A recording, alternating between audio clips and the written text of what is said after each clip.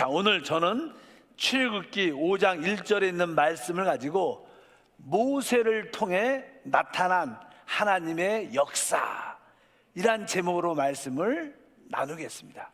우리가 지난 시간에는 우리 하나님은 아브라함의 하나님, 또 이삭의 하나님, 또 우리를 변화시키는 야곱의 하나님이십니다. 아마 우리 하나님께서 여러분을 택하시고 부르셔서 아브라함의 하나님을 체험하게 할 것이고, 이삭의 하나님을 체험하게 할 것이고, 결국 야곱의 하나님을 다 체험하게 만들어 내십니다. 결국 하나님은 이 아브라함을 택하시고 이삭과 야곱의 그러한 체험을 갖게 한 모든 자를 통해서 결국 구약에 보게 되면 이스라엘을 얻으십니다. 즉 하나님의 백성, 하나님의 나라를 얻게 됩니다. 그런데 이 창세기 이후에 나오는 이 출애굽기 이야기를 쭉 보면 그 당시만 해도 성경에 요셉을 알고 있었던 바로의 왕의 시대가 지나죠. 결국 그 바로 왕도 죽고 요셉도 죽으니까 시간이 400년 이상 흐르니까 옛날에 요셉이란 있던 사람도 잃어버리고, 결국 그 바로의 그 당시 애굽을 이끌어온 왕이 보니까 저 이스라엘인 같은 사람들은 점점점 강성해지는 모습을 보고 안 되겠다, 이러다가 우리 나라가 위태해질 수 있다는 그런 생각 때문에 바로 한 번은 명령을 내립니다. 바로 유대인 이스라엘에게 나오는 모든 남자아이는 다 죽여버려라. 그런 사건이 나타나고, 그런 사건 가운데 하나님의 은혜로 모세가 살게 되고, 모세는 바로 바로의 공주의 왕자로, 양자로 들어가게 돼서 그 애굽의 최고의 문화, 교육을 받는 그런 기회를 갖게 되고, 그의 어떤 잘못된 모습으로 인해서 결국 그는 광야로 40년 동안 쫓겨가는 모습을 갖지만, 그것은 바로 하나님께서 이스라엘을 구원시키려는 하나님의 모든 계획과 뜻인 것을 믿습니다. 구약의 모든 역사의 핵심이 무엇인가? 그것은 다른 것이 아닙니다. 구약의 역사의 핵심의 마지막은 바로 그들이 그리스도를 낳는 것입니다. 성경의 창세기부터 시작해서 우리 구약이 23구 27이죠. 3구 27. 그래서 39권의 이 구약 책과 또 27권의 신약의 책이 있지만 39권의 구약의 모든 내용의 결과는 결국 우리 이스라엘 역사를 통해서 그리스도가 그에게서 나온다는 이야기가 사실 구약의 어떠한 요약이고 결론입니다. 그래서 우리 신약의 첫 번째 마태복음 1장 1절은 이렇게 시작하죠. 아브라함과 다윗의 자손 예수 그리스도의 계보라.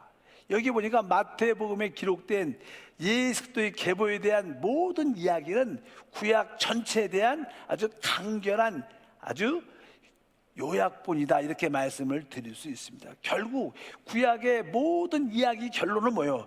그리스도를 낳는, 출생시키는 그것이 바로 구약 성경의 핵심인 것을 분명히 알아야 됩니다. 우리는 구약의 이야기를 알려면 마태복음에 그 여기에 나오는 42대에 걸쳐서 나오는 예수 그리스도의 계보에 대한 이해가 있으면 구약을 다 알 수 있습니다. 제가 오래전에 한번 성경에서 이제 다윗의 자손 예수 그리스도의 계보에 대한 말씀이 쭉 기록될 때 결론이 무엇이냐? 그 결론은 그리스도를 낳는 것이다, 이렇게 말씀하고, 그리스도를 어떻게 우리가 출생시킬 수 있는가? 우리의 신앙생활은 우리를 통하여 그리스도의 재생산, 그리스도가 출산하는 것입니다. 우리가 복음을 전해서 사람을 얻을 때 바로 그 사람이 그리스도를 낳는 역사를 일으키시는 줄 믿습니다. 그럴 때 거기에 특별한 많은 사람들의 이름이 기록되어 있지만 네 사람의 이름을 기록하고 있어요. 특별히 네 사람이, 첫 번째 아브람이라는 사람, 아브람. 두 번째는 다윗이라는 사람이었어요. 그리고 맨 끝에 보면 이제 누구에서, 바로 마리아에게서 그리스도가 나게 되는데, 마리아와 마리아의 남편이 되었던 요셉이라는 사람이 있어요. 이 아브람과 다윗, 또 누구예요? 마리아와 요셉 그런 같은 사람이 돼야 우리가 그리스도를 출생시킬 수 있다고 말씀을 드릴 수 있습니다. 그래서 거기에 네 가지 요소, 아브라함은 믿음을 상징하고 우리가 그리스도를 낳기 위해서는 우리에게 믿음이 있어야 된다. 그리고 다윗이라는 사람은 바로 한마디로 다윗은 십자가를 질 수 있는 사람이었습니다. 다윗처럼 십자가를 받아들이는 그런 생활, 그리고 마리아처럼 하나님 말씀에 순종하는 사람, 그리고 마리아와 함께 그의 모든 출생을 도왔던 동역자인 요셉. 그래서 여러분들이 하나님의 교회에서도 진짜 좋은 일꾼이 되려면 이 네 가지를 소유하면 됩니다. 따라할까요? 믿음, 십자가를 짐, 순종, 동역. 이 네 가지 요소가 우리 안에 있다면 하나님 나라는 강력하게 세워질 것이다. 그래서 우리 한세 교회 안에 많은 일꾼들 가운데 이러한 네 가지를 붙잡고 주님을 섬기는 성도가 되기를 바랍니다. 하나님 나에게 아브라함처럼 믿음을 주시고 다윗처럼 기쁨으로 십자가를 받아들이게 도와주시고 마리아처럼 하나님 말씀에 절대적으로 순종하게 하시며 어떤 누가 와도 기쁨으로 감사함으로 동역하는 자가 되게 도와주시옵소서. 그 결과는 여러분을 통해서 그리스도가 출생하는 하나님의 뜻과 목적이 이룬 놀라운 축복과 은혜가 함께할 줄 믿습니다. 이제 하나님께서는 이 이스라엘을 구원하기 위해서 애굽에 400년 이상 종살이하고 있고 아주 고난과 어려 가운데 있는 그들을 구원하기 위해서 이제 하나님은 모세라는 사람을 택하시고 그 사람을 사용하십니다. 이제 하나님께서 모세를 택할 때 여러 가지 하나님께서 예비하시고 훈련을 많이 시켰죠. 아까 바로의 공주의 양자가 되고 또 많은 교육도 받고 또 40년 동안 연단을 광야에서 받게 됩니다. 그럴 때 그 나이가 80이 됐을 때 하나님이 그에게 드디어 나타나셔요. 그리고 그를 향해서 이렇게 말씀하십니다.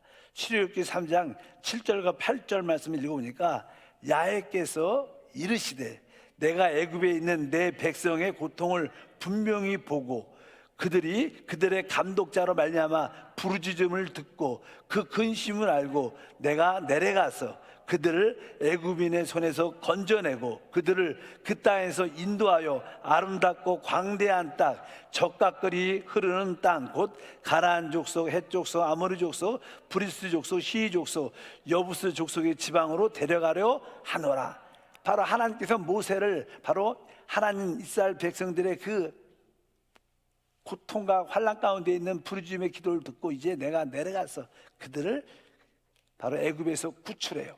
하나님이 예비하신 적과 끓이우는 축복의 땅으로 인도하겠다고 말씀하셨습니다.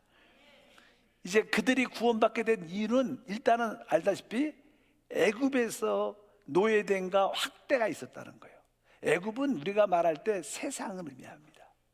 여러분, 세상은 우리에게 무엇을 줄까요? 이 세상은요, 하나님을 섬기지 못하도 우리를 꽉 붙잡고 있는 하나의 큰 영적인 세계입니다. 이 세상을 사랑하면 하나님을 섬길 수 있지 않습니다. 그래서 보통 이 사람들은 다 세상에 속해 있죠. 세상은 바로 우리에게 항상 생계 문제에 집착하게 만듭니다. 이 세상 사람들은 왜 삽니까? 먹고 살려고 해요. 어떻게 하면 돈을 벌까? 어떻게 하면 내가 살 수 있지? 생계 문제에 모든 것을 올인시킵니다. 그래서 사람들이 오직 생계 무엇을 먹을까 마실까 입을까 이것밖에 몰라요. 이것이 뭐예요? 사람들을 세상이 우리를 붙잡고 있는 주된 이유입니다. 세상은 우리에게 생계 염려로 가득 차게 합니다. 그뿐만 아니죠. 이 세상은 우리에게 어떠한 오락과 기쁨도 주죠. 그래서 많은 사람들이 세상에 주는 그 기쁨과 쾌락에 꽉 붙잡혀 있는 몸도 잘 우리가 알고 있습니다. 그뿐만 아닙니다. 여러 가지 이 세상은 인간을 하나님을 섬기지 못하도록 우리를 꼭 붙잡고 있는 그런 요소를 가지고 있다는 거예요. 많은 사람들이 다 어떻게 세상에 붙잡혀 있어요. 그래서 하나님은 우리를 하나님을 섬기는 자로 이미 선택했기 때문에 우리를 세상에서 어떻게 구출해 내야 되는 거예요. 그래서 우리 모두도 한때는 다 세상에 속한 자였지만 이제 하나님의 은혜로 말미암아 구출받는 놀란 역사가 함께할 줄 믿습니다. 그래서 이제 하나님 모세에게 너는 바로 왕에게 가서 내 백성을 풀어주라고 이렇게 말을 합니다. 근데 바로가 쉽게, 바로는 바로 세상의 왕인 마귀를 말하니 마귀가 쉽게 우리를 놔주지 않죠. 그래서 이제 하나님은 모세를 통해서 10가지 재앙을 내리게 합니다. 그래도 아주 꿋꿋하게 빳빳하게 아주 악랄하게 그 바로는 이스라엘 백성들을 풀어주지 않습니다.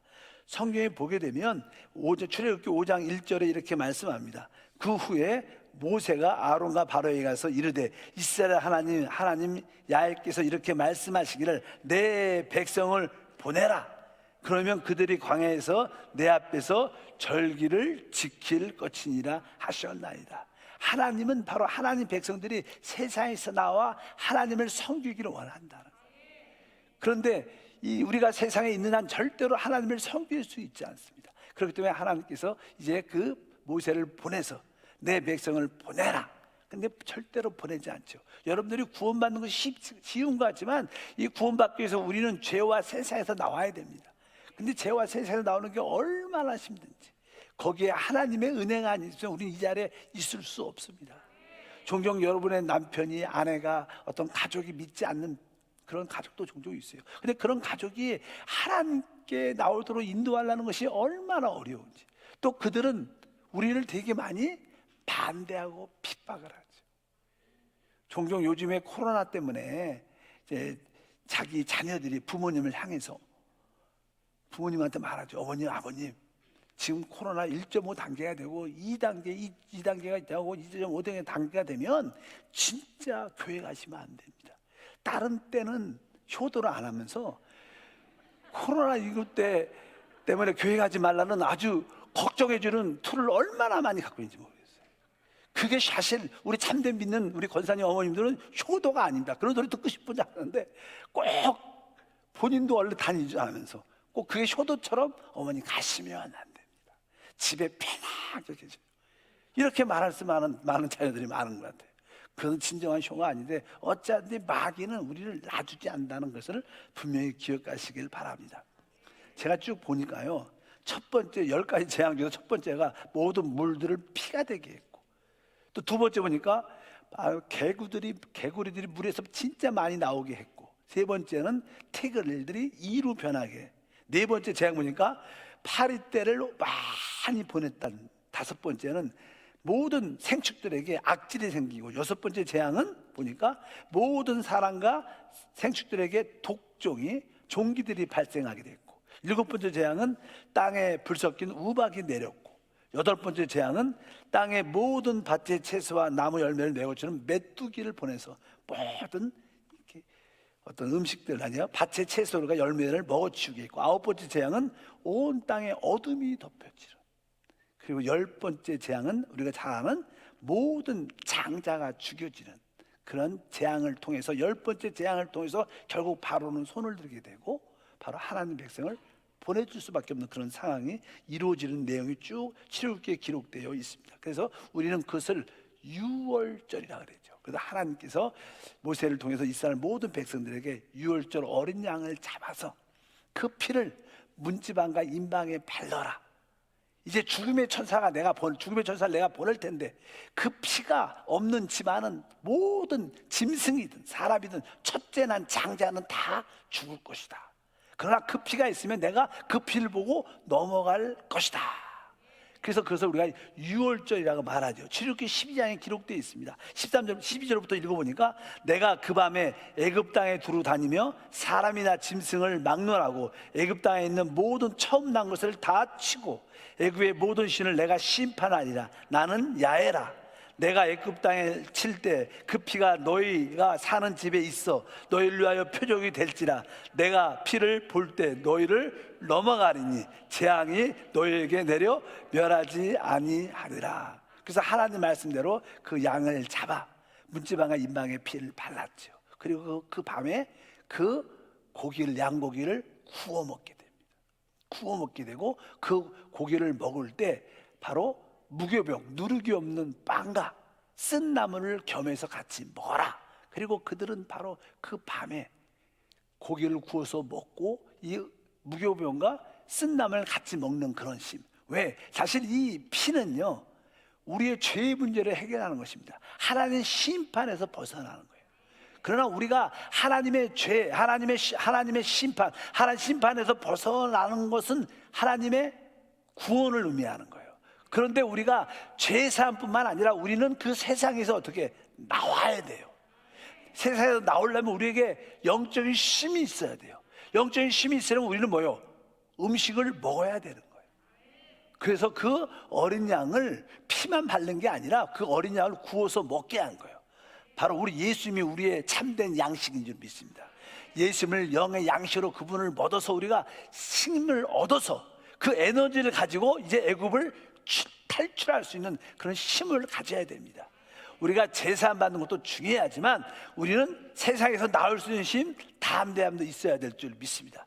근데 바로 우리가 그 어린 양을 구워 먹을 때, 예수님을 우리의 힘으로 받아들일 때 바로 우리는 무교병, 누룩이 없는 빵을 먹어야 된다. 그래서 우리 앞으로 나는 지금부터 거룩한 생활을 살겠다. 그리고 쓴 나물을 먹는다는 뜻은 바로 우리가 또 세상으로 죄로 돌아갈 때마다 우리 안에 쓴 느낌을 주님이 주셔서 다시는 그러한 죄의 느낌으로 돌아가지 않도록 주님이 우리를 거룩하게 만들어낸다는 것입니다. 그래서 우리가 애굽에서 나온다는 것은 우리에게 피가 있어야 되고 예수님을 우리의 참된 양식으로 먹어야 되고 바로 거룩한 생활이 필요할 뿐만 아니라 죄된 생활, 세상된 생활을 우리가 확실히 벗어버려. 또 그런 거로 돌아갈 때마다 우리 안에 쓴 느낌을 확실히 느껴 세상을 떨궈버릴 수 있는 그런 믿음의 삶이 우리 가운데 필요할 줄 믿습니다. 그래서 그런 그리스도를 그들은 온전하게 체험함으로 말미암아 드디어 어디에서 애굽에서 나오게 될 줄 믿습니다. 그래서 결국 모세를 중심으로 앞장서서 그 출애굽을 하게 되죠. 수많은 거의 200만 원이라는 사람들이 출애굽을 한다는 것은 쉽지 않습니다. 그래서 애굽에서 탈출할 때 이제 어느 정도 가다 보니까 바로 왕이 자기의 종으로 살고 있었던 종으로 붙잡고 있고 노예로 사용했던 사람들이 다 도망가니까 그때는 정신이 조금 돌아와서 안 되겠다. 다시 그들을 붙잡아 와라. 그래서 이 바로의 군대들이 바로 출애굽하는 그 이스라엘 백성들을 쫓아오게 됩니다. 그래서 계속 진행을 하다 보니까 앞에는 우리가 잘 아는 뭐가 있어요? 홍해 바다가 있는 거. 홍해 바다가 막혀 있고 뒤에는 애국 군사가 계속 쫓아오고 그럴 때 사실 이스라엘 백성들을 구원한 분은 누구예요? 하나님이세요. 결국 우리 누가 하나님이 우리를 지키실 걸 믿으시길 바랍니다. 여러분은 창세전에 하나님이 선택받았고요. 또 하나님의 때가 돼서 한세교회를 불러주셨고 오늘도 이 자리에 함께 합니다. 우리 인생 가운데 고난과 어려움과 질병과 문제가 다가옵니다. 그러나 여러분들이 자신감이 있어야 돼요. 하나님이 나를 선택했고 하나님이 나를 구원하셨고 하나님이 처음 시작이요 끝이다. 주님이 시작하셨기 때문에 나를 끝까지 하나님의 구원으로 인도해 주실 것이다. 이것이 바로 우리의 믿음입니다. 우리의 믿음만 있으면 주님은 우리 가운데 역사하십니다. 사실 우리가 하나님이 필요한 것보다 하나님이 우리를 더 필요로 하셔요. 믿으시면 크게 아멘. 우리가 하나님을 필요하는 것보다 누가 더 많이 필요해요? 하나님이 우리를 더 필요로 하죠. 왜? 하나님은 우리를 얻으셔야 하나님의 뜻과 목적을 이 땅에 이룰 수 있어요. 그래서 우리는 아주 귀한 존재인 것을 확실히 믿고 두려워하지 말고 나는 하나님의 구원을 확신하고 신뢰한다. 하나님이 시작하셨으니까 하나님이 끝을 내신다. 난 다만 모든 것을 하나님께 맡기고 자유와 평강을 유지하겠다. 그러면서 입술에 하나님 감사합니다, 감사합니다, 감사합니다 이렇게 고백하면 결국 하나님의 구원을 우리 모두가 보게 될 줄 믿습니다.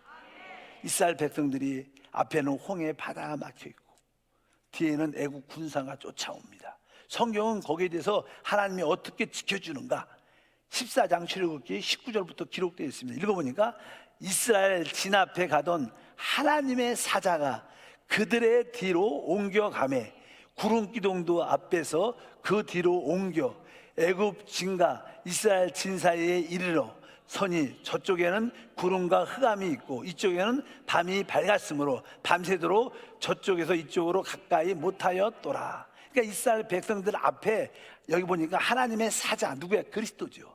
그리스도가 이스라엘 백성을 이끌고 가는 거예요. 근데 뒤에 애국 군사가 막 쫓아오니까 다시 하나님의 사자가 뒤로 가서, 하나님의 사자 그리스도가 뒤로 갈 때는 항상 우리 그리스도는요, 오늘 이스라엘 백성들이 여기를 출발할 때 그들에게는 구름 기둥과 또 한편으로 뭐가 있었어요? 항상 불 기둥이 있었어요. 낮에는 구름 기둥으로 덮어주고 밤에는 불 기둥으로 그들을 이끌어주는, 우리 그리스도는 이게 말씀과 성령의 두 역사가 함께한 줄 믿습니다. 그래서 하나님의 사자 그리스도가 이제 뒤에 쫓아오는 애국 군사를 막기 위해서 뒤로 가서, 그러니까 거기 보니까 구름 기둥도 같이 갔다는 거예요. 그래서 이 우리 쪽에는 아주 빛이 밝고 바로 애굽 쪽에는 어두운 면이 있으니까 그 사이에 어떤 간격이 있어갖고 그들이 올 수가 없는, 지켜주는 하나님의 그런 역사가 있었다는 거예요. 원수가 우리를 쫓아올지라도 그리스도께서 우리를 붙잡고 있으면 그리스도가 원수들이 우리를 만지지 못하는 그런 역사가 함께 있는 것을 받기를 바랍니다. 이제 그뿐만 아닙니다. 드디어 모세를 통해서 하나님께서 명령하니까 바로 그 홍해 바다가 어떻게 해요? 쫙 갈라져요. 흐르는 물들이 쫙 멈추더니 이 물들이 벽처럼 딱 세워져서 길이 열린 겁니다. 기적 같은 일들이죠. 그래갖고 거기 보니까 이제 성경을 보니까 출애굽기 14장 22절 읽어보니까 이스라엘 자손이 바다 가운데를 육지로 걸어가고 물은 그들의 좌우에 벽이 되니, 그래서 사실 홍해 바다가 갈라졌다. 그러니까 어떤 사람들은 홍해 바다 그 당시 그 시간에 조금 물이 한 조금 이렇게 한 10cm, 20cm 물이 잠겨진 그런 바다가 됐지, 그 사람이 당연하게 걸어갔다고 이런 이야기를 많이 합니다. 어떤 이상 안 믿는 사람들은 그 당시는 이게 물이 갈라진 게 아니다. 그건 더 기적은요, 그런 뭐 10cm밖에 안 되는 그런 물가에서 애국 군사 물에 빠져 죽은 것은 더 기적이죠. 사실은 기적은 그게 더 기적이야. 죽을 수 없는데 죽었으니까. 그래서 그냥 그런 얘기를 많이 합니다. 근데 보통 사람들은요, 이렇게 안 믿으려는 사람들이 많아요. 근데 사실 믿음이라는 것은요, 아주 단순한 겁니다. 여러분들은 이미 믿음이 좋죠. 믿음이 충만하니까 그냥 성경에 태초에 하나님이 천지를 창조했다면 아멘, 그냥 믿어져요. 주님이 그냥 홍해바다 갈랐어, 그냥 믿어져. 의심이 잘 안 들어와요. 근데 어떤 사람들은 그런 거 읽을 때마다 의심이 든대. 아, 목사님 이게 진짜 그럴까요? 믿어질까요? 난 안 믿어지는데. 어떤 분들은 그냥 한 번도 의심하지 않고 믿는 사람들이 있어요. 저 같은 경우는 사실 그래요. 저 같은 경우에는 성경을 이렇게 읽으면 그냥 믿어져.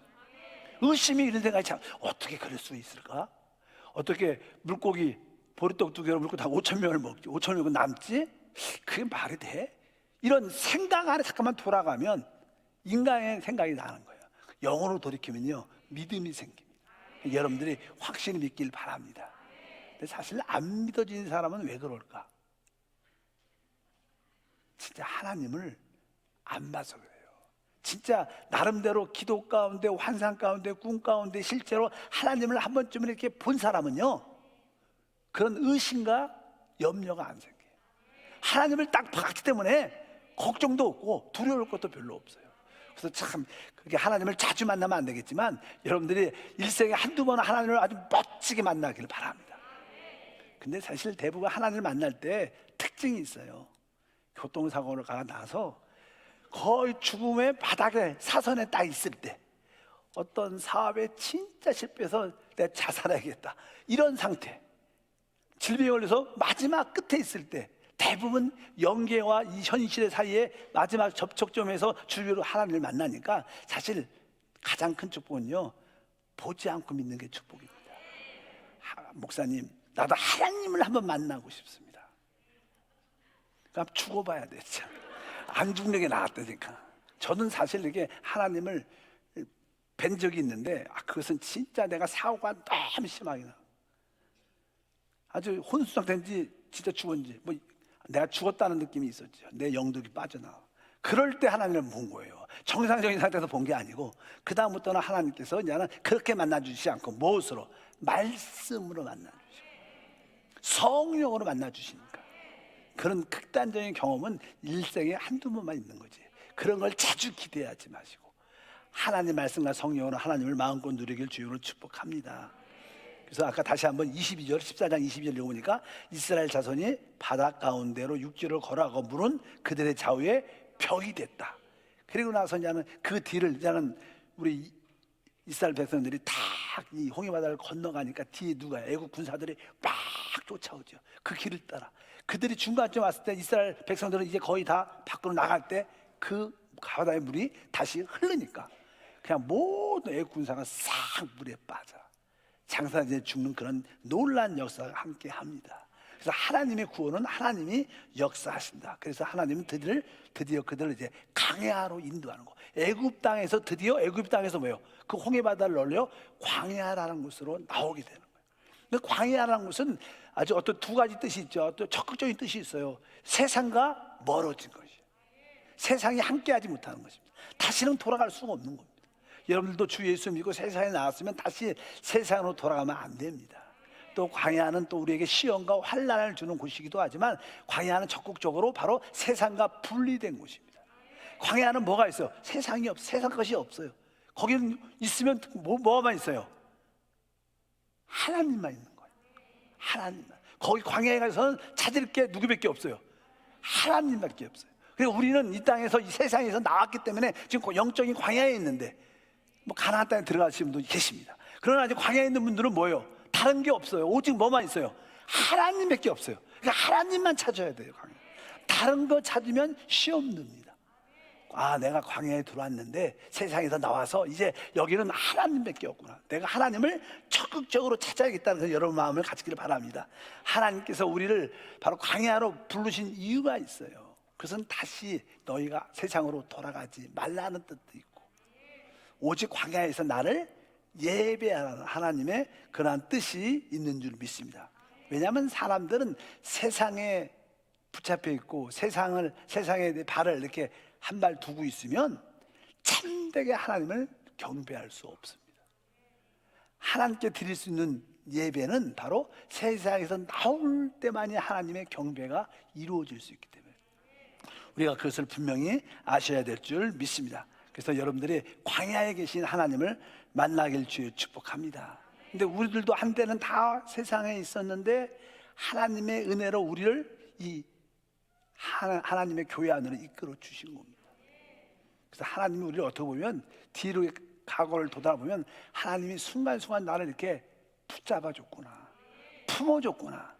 그분의 독수리 날개로 나를 업어서 이 세상에서 바로 하나님의 땅으로 광야로 이끌어줬다는 그런 마음을 갖게 될 줄 믿습니다. 그래서 출애굽기 19장 4절에 보면 이런 표현이 있어요. 내가 애굽 사람에게 어떻게 행하였은가? 내가 어떻게 독수리 날개로 너희를 업어 내게로 인도하였음을 너희가 보았나니라. 그래서 이스라엘 백성들이 이제 광야에 들어와서 볼 때 아, 하나님께서 애굽 세상을 이렇게 심판하셨고 그런 가운데 우리를 구원해 주셨구나. 또 하나님이 애굽에서 우리를 광야로 인도할 때 바로 그것이 하나님의 독수리 날개로 우리를 업어서 데려온 것이구나. 이런 것을 우리가 다 느낄 수밖에 없는 줄 믿습니다. 그러나 광야는 여전히 광야죠. 하나님이 이스라엘 백성을 구원할 때 내가 적과 끓이 흐르는 가나안 땅으로 인도한다 그랬습니다. 이제 광야는 그것을 가는 어떠한 과정입니다. 여러분 모두가 그런 과정을 겪고 있는 줄 믿습니다. 그 과정은 실제로 이 교회 생활에서 여러분들이 참된 우리 천국에 들어가는 것 의미도 있고 또 우리는 또 육신 안에서 우리 생각 안에서 영으로 돌이키는 그러한 과정을 의미하는 거예요. 이 땅에서는 우리가 뭐요? 나의 생각과 육신에서 영으로 돌이키는 게 가나안 땅으로 들어가는 것입니다. 또 실제적으로 우리는 이 세상에서 어디로? 하나님의 나라로 옮겨지는 것이 하나님의 뜻인 줄 믿습니다. 근데 우리는 지금 뭐예요? 광야의 길을 가고 있어요. 이스라엘 백성들이 그냥 광야의 길을 같이 진행을 하다 보니까 이 광야가 목마르고 덥고 지치죠. 그러니까 그들이 목마름이 있으니까 사람이 갈증을 느끼면 막 짜증이 나고 화가 나죠. 그래서 3일 동안 물을 못 먹으니까 얼마나 고통스럽겠습니까? 그러니까 모세를 향해서 이스라엘 백성들이 원망과 불평을 아주 심하게 합니다. 우리를 여기까지 이끌어서 목말라서 우리를 죽게 하겠느냐 막 그렇게 말씀합니다. 근데 그들이 막상 멀리 3일째 된 날 멀리 보니까 어떤 호수 같은 물이 있는 호수 같은 걸 발견했어요. 그래서 너무나 좋아서 막 달려가서 어때요? 물에 머리를 박고 물을 막 마시는데 그 물이 소금물처럼 아주 쓴물, 마라같이 쓴 물이었어요. 그래서 그들이 그냥 그 물을 먹으니까 갈등이 있고 더 화가 나고 모세를 원망을 하죠.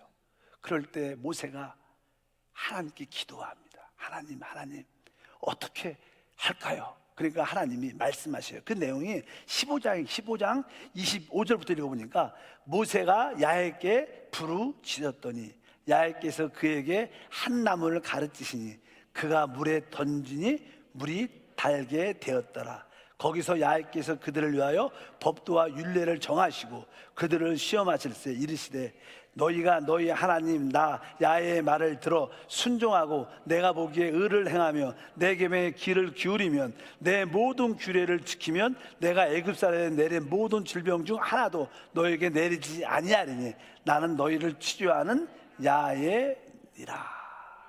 그러면서 모세가 기도하니까 주님께서 한 나무를 보여주셔요. 그래서 그 나무를 꺾고 그 마라 쓴 물에 던졌더니 그 물이 어떠했어요? 달아졌더라. 그래서 이 나무가 그리스도의 십자가라는 거예요. 우리의 삶 가운데 많은 고난과 아픔이 있을 때, 원망과 불평이 있을 때 그 십자가를 받아들이면 우리의 쓴 물들이 다 단물로 변해서 우리 인생의 생명의 역사가 흘러나온다는 거예요. 그래서 아까 우리가 우리 예수님의 계보에 대해서 말할 때 뭐 아브람, 다윗이 뭐라 했죠? 다윗은 십자가를 지는 사람입니다. 교회 안에 진짜 믿음 있는 사람은 어떤 사람이에요? 십자가를 질 수 있는 사람. 십자가를 받아들인 사람은 모든 사람들에게 바로 단물의 생수를 흘러내보는 사람입니다. 여러분 모두가 십자가를 지는 이런 은혜가 있길 바랍니다. 그럴 때 하나님께서 바로 뭐라 그래요? 나는 애굽에게 내린 질병도 하나도 내리지 않겠다. 나는 너희를 치료하는 야훼니라. 그래서 이 말씀을 통해서도 보면 바로 우리가 십자가를 기쁨으로 받아들일 때 우리는 또 치유와 회복도 된다는 거예요. 십자가를 받아들인다는 뜻은 어떻게 용서한다는 뜻도 포함되어 있어요.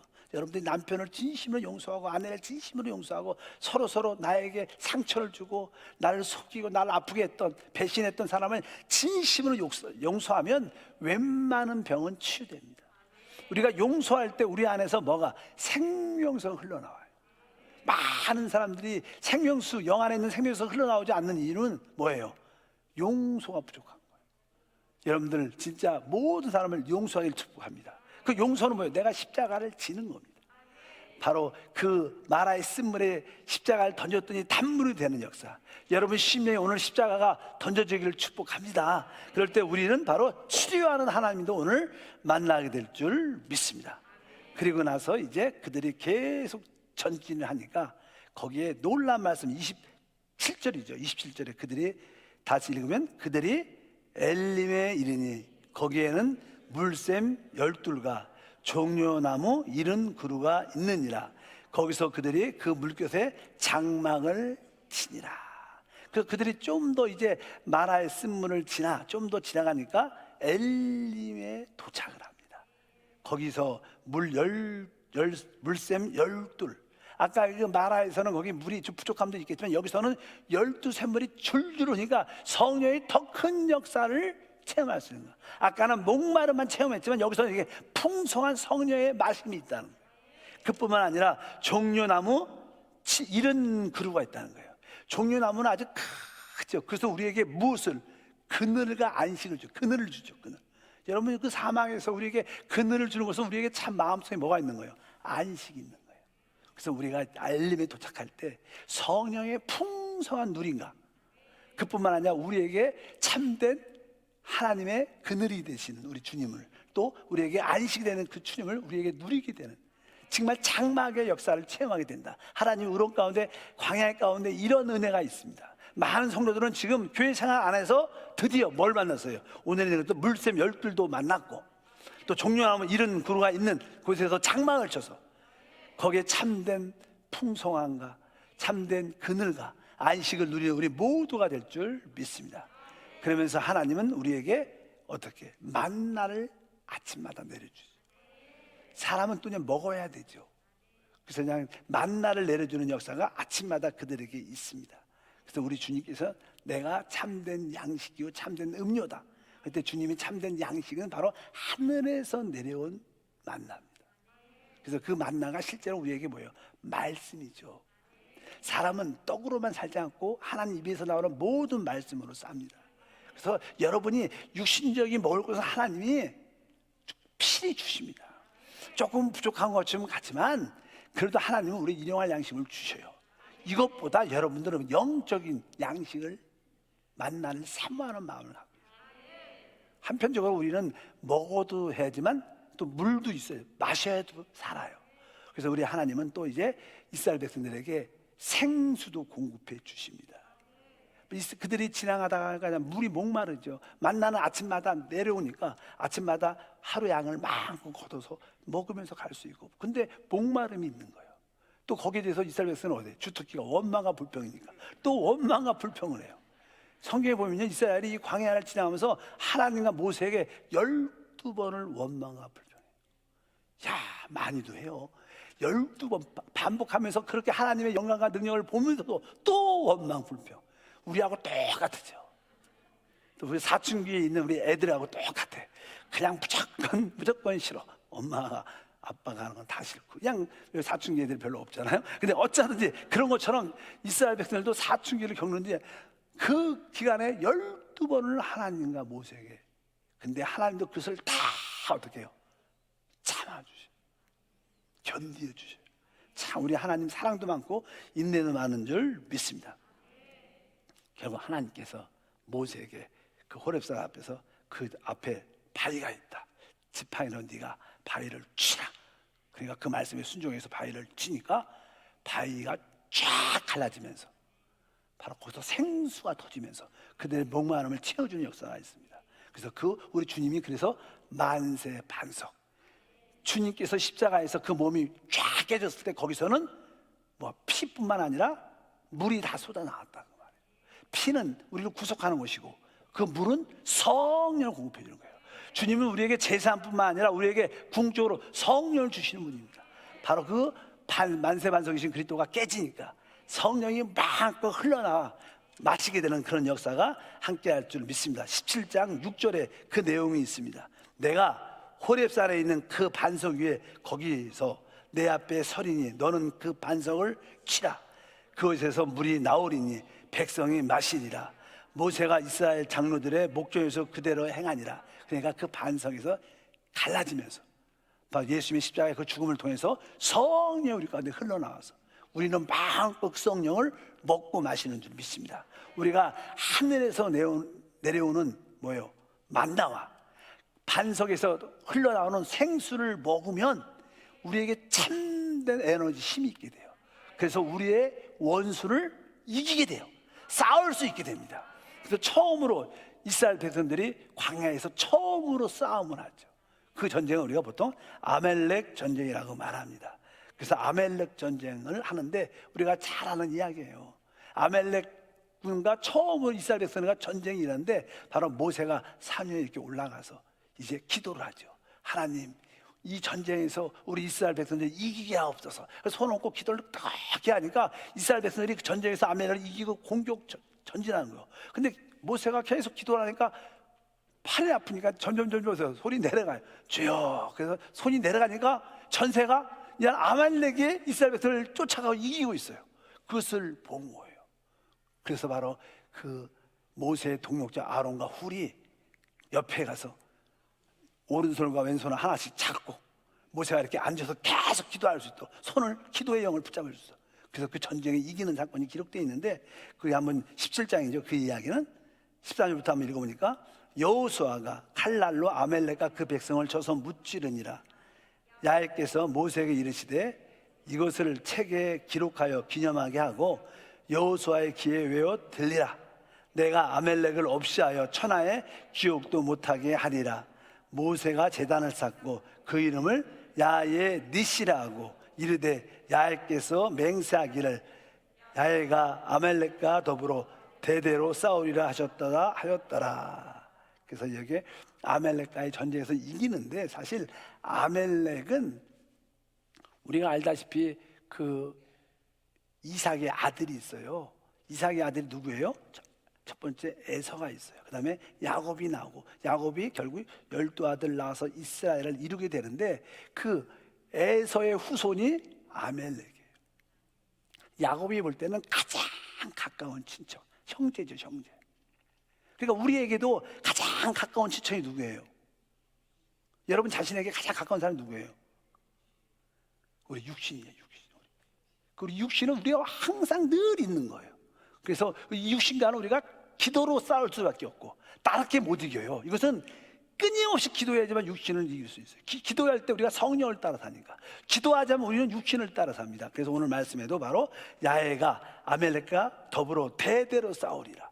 계속 우리가 육신과 싸움은 있죠. 계속 있습니다. 그래서 바로 이 아멜렉이 우리가 가장 가까운 육신을 상징하는구나. 우리가 이 광야의 길을 갈 때 이 원망하는 이 육신을 이기려면 어떻게? 손을 두고 하나님께 계속 기도하는 것밖에 없다. 그럴 때 우리가 드디어 하나님의 나라로 세워지는 거예요. 이 전쟁을 하게 될 때 우리는 하나님의 나라, 하나님의 왕국이 될 수 있는, 그러면서 그들이 이제 하나님의 나라로 인정을 받게 되는 역사가 있습니다. 다음 주에 기도합니다. 하나님 아버지 진심으로 감사합니다. 다시 한번 이 모세가 이제 하나님이 만드신 이스라엘 백성들을 어떻게 애굽에서 이끌어내고 광야로 어떻게 인도하며 강야에서 어떻게 인도하는 것을 우리가 배우고 있습니다. 우리가 이 길을 우리 모두가 한세교회가 가고 있습니다. 하나님, 우리 한세교회가 이 광야의 길을 믿음으로 가게 도와주시고 우리 모두가 결국 여호수아와 함께 척각끓이 흐르는 땅으로 다 들어갈 수 있도록 은혜를 더하여 주시옵소서. 이제 세상에서 나올 뿐만 아니라 우리 혼 안에서 나와 영으로 돌이키는 믿음의 삶이 되게 하옵소서.